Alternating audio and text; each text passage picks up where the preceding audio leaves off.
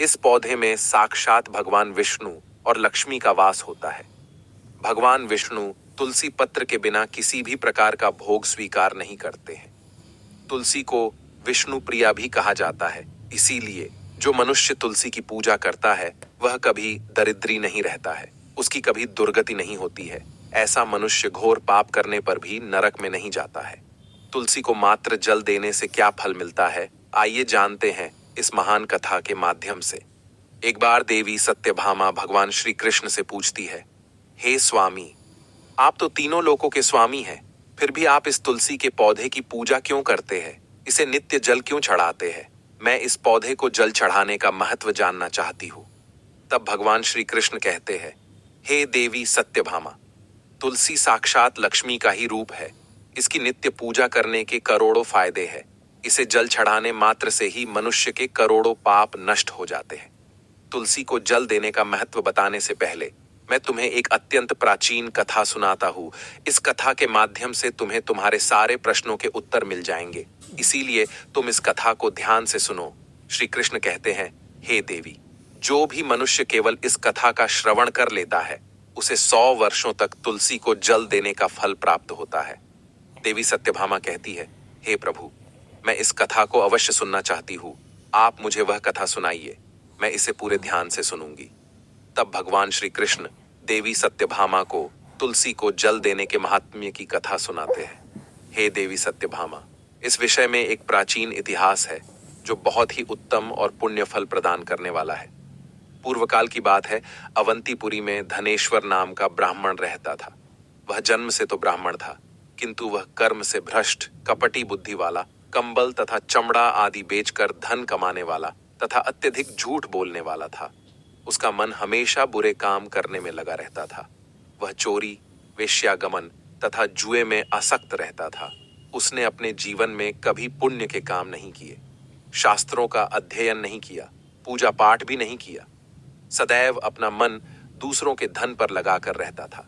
वह दिन में धन कमाता और रात्रि में वेश्याओं के साथ रात बिताता था। इस प्रकार से वह अत्यंत पापी धनेश्वर ब्राह्मण अपना जीवन केवल पाप करने में व्यतीत करता था। उसने अपने मुख से कभी भगवान विष्णु का नाम भी नहीं लिया और न कभी देवी देवताओं का पूजन किया। इस प्रकार से पाप करते हुए उसे अनेक वर्ष बीत गए। फिर वह धनेश्वर ब्राह्मण खरीदी बिक्री करने के लिए माहिष्मतीपुरी में जा पहुंचता है। उस नगर के पास से नर्मदा नदी बहती है। उस स्थान पर उस नदी में स्नान करने के लिए दूर दूर से लोग आया करते हैं। फिर वह ब्राह्मण उसी नदी के किनारे के एक आश्रम में ठहरता है। उस आश्रम में अनेक विद्वान ब्राह्मण पुराणों का पठन तथा भगवान विष्णु की स्तुति में मग्न रहते थे। वह पाखंडी धनेश भी ढोंग करता हुआ वहीं पर उनके साथ रुक गया। उन विद्वान ब्राह्मणों के साथ रह के उसे भी श्री हरि विष्णु के नाम सुनने का अवसर मिलता था। वह उस स्थान पर 1 महीने तक रुका। फिर वहां पर आए लोगों ने गायों का पूजन करके ब्राह्मणों को भोजन कराया, तो उस पापी ब्राह्मण ने भी उनके साथ बैठकर भोजन किया और भगवान का प्रसाद ग्रहण किया। वहीं पर उस आश्रम में एक तुलसी का पौधा था। वह ब्राह्मण जाने अनजाने में ही उस तुलसी के पौधे में पानी डालता था। उसके मन में कोई विचार नहीं था कि वह क्या कर रहा है। वह रोज सुबह उठकर पात्र में पानी लेकर तुलसी के पौधे में डालता रहता था। फिर एक दिन वह आश्रम में सोया हुआ था, तो उस स्थान पर एक सर्प आ गया और उस सर्प ने उसे नींद में ही काट लिया। उस पापी ब्राह्मण की नींद में ही मृत्यु हो गई। सुबह जब अन्य ब्राह्मणों ने उसे बेहोश अवस्था में देखा, तो उन्होंने उसके मुख में तुलसी पत्र और तुलसी का जल डाल दिया। फिर सभी ब्राह्मणों को पता चला कि उसकी मृत्यु हो गई है। उस पापी ब्राह्मण की मृत्यु के बाद उस स्थान पर यम के दूत प्रकट हुए और उसे पकड़कर यमलोक ले जाने लगे।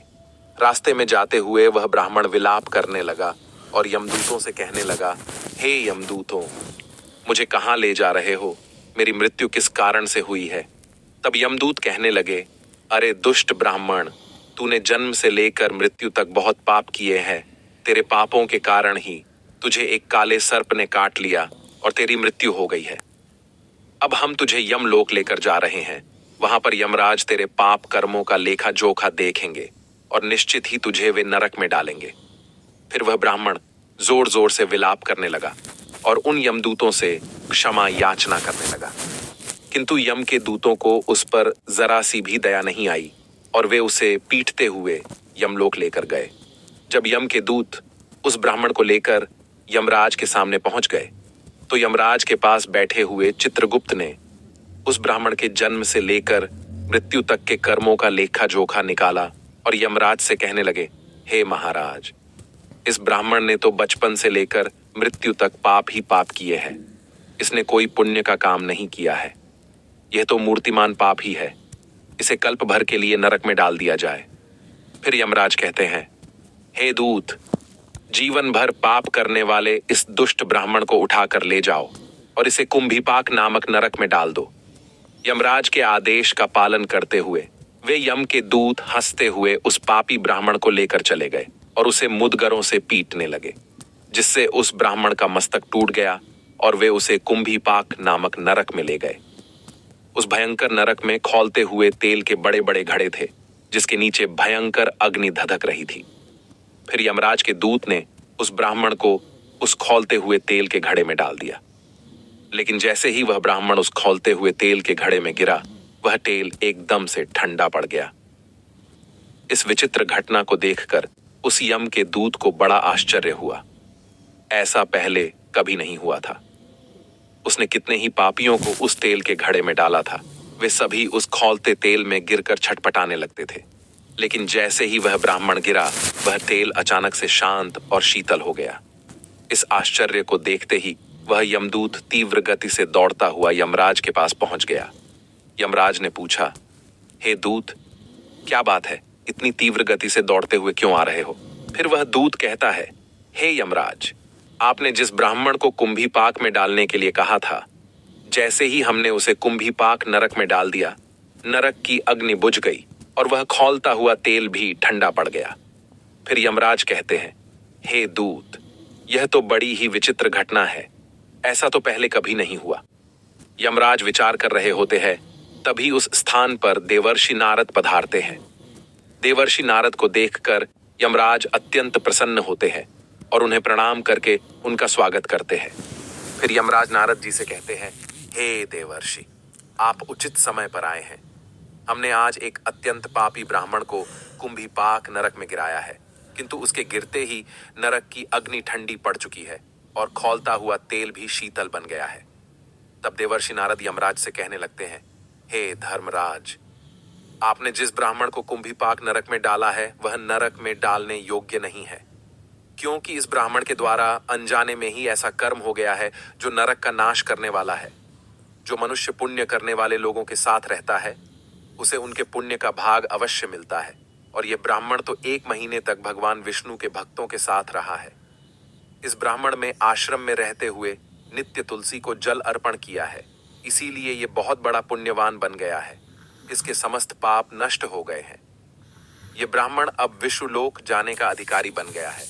इस ब्राह्मण ने अनजाने में ही इतना पुण्य कमाया है जो जन्म जन्मांतरों में मनुष्यों को प्राप्त नहीं होता।